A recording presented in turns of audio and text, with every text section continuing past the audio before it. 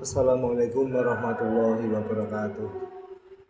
Alhamdulillahirabbil alamin wa bihi nasta'inu ala umuri dunya waddin wassalatu wassalamu ala asyrofil anbiya'i wal mursalin sayyidina Muhammadin wa ala alihi wa sahbihi ajma'in.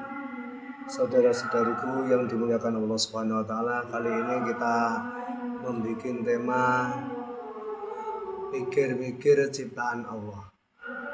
Jadi kita kalau kemanapun kita berada, mungkin kita sedang berekreasi untuk menghilangkan rasa jenuh kita, mungkin kita jalan-jalan kemanapun kita berjalan, maka perjalanan itu jadikanlah suatu alat untuk mendekatkan diri kepada Allah Subhanahu wa taala dengan cara memikir-mikir ciptaan Allah, mulai dari terbitnya matahari sampai terbenamnya matahari. Jadi di dunia, di muka bumi ini, atau mungkin ciptaan Allah yang ada di langit itu bisa menimbulkan diri kita untuk memikir-mikir bagaimana keagungan Allah, ciptaan Allah yang begitu indah, yang mana akhirnya kita menimbulkan berzikir kepada Allah Subhanahu wa taala dengan mengucapkan subhanallah atau alhamdulillah atau kalimat-kalimat thayyibah yang lainnya, karena kita melihat betapa besar ciptaan Allah yang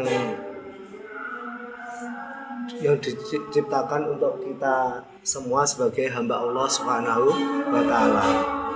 Karena itu kita patut bersyukur kita hidup di dunia ini, kemudian kita bisa menikmati keindahan-keindahan yang Allah ciptakan itu, dengan mulai dari yang ada di langit, mulai bintang, matahari, bulan, semua itu tidak lain ciptaan Allah yang mana manusia tidak akan mampu menciptakan selain Allah Subhanahu wa taala. Karena itu kita sebagai hamba Allah, ketika kita melihat sesuatu yang menakjubkan, maka kita mengucapkan subhanallah.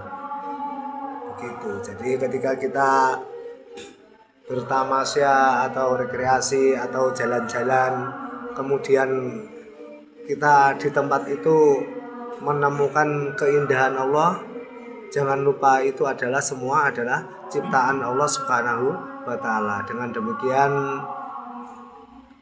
kita bisa mensyukuri betapa rahmatnya Allah itu sangat besar yang diberikan kepada kita semua.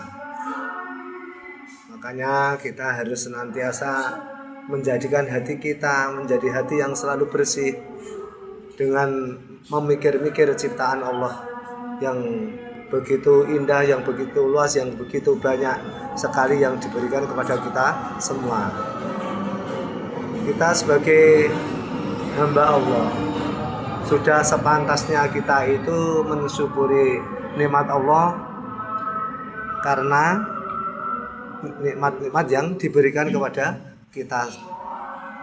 Jadi kita kadang tidak perlu jauh-jauh melihat ciptaan Allah atau nikmat Allah yang diberikan kepada kita. Dari organ tubuh kita saja, kita bisa mensyukuri betapa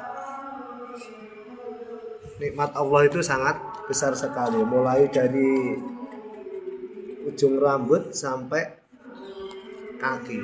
Jadi itu saja kita kalau bisa berpikir sebagai hamba Allah, kita akan senantiasa bersyukur karena nikmatnya. Kadang kita itu sebagai manusia itu tidak mampu mensyukuri nikmat Allah yang begitu besar, padahal sudah nyata-nyata misalnya kita itu punya mulut, bisa berbicara. Bagaimana ketika saudara kita ada yang bisu sehingga tidak bisa berbicara. Nah, seperti itu kadang orang yang sudah diberi ujian seperti itu kadang baru bisa mikir-mikir betapa besar nikmatnya Allah Subhanahu wa taala. Jadi yang saya sampaikan mulai dari dunia dan seisinya dan langit itu, keindahan yang begitu besar itu harus benar-benar kita itu senantiasa bersyukur pada Allah Subhanahu wa taala. Mudah-mudahan apa yang kami sampaikan ini menjadi renungan bagi kita, pelajaran bagi kita untuk senantiasa bersyukur atas nikmat Allah. Dengan demikian kita akan senantiasa diberi oleh Allah bertambah nikmat kita. Tapi kalau kita tidak mampu mensyukuri nikmat Allah, pasti Allah akan memberi adab siksaan pada kita. Mudah-mudahan kita semua senantiasa diberi oleh Allah Subhanahu wa taala sehat walafiat, diberi keturunan anak cucu, keturunan yang soleh solihah, diberi panjang umur yang manfaat barokah, diberi rezeki yang luas barokah manfaat di dunia akhirah, khususnya nikmat sehat walafiat pada diri kita. Akhirnya kami akhiri dulu, dan tolong di like, subscribe video ini dengan tujuan kami punya hajat, yaitu ingin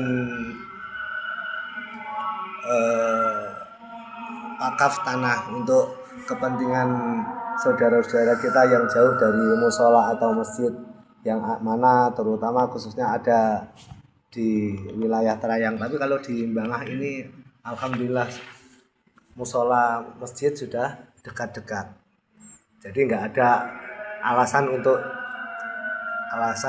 jauh dari musola atau masjid. Kami akhirul kalam, ihdinas shiratal mustaqim.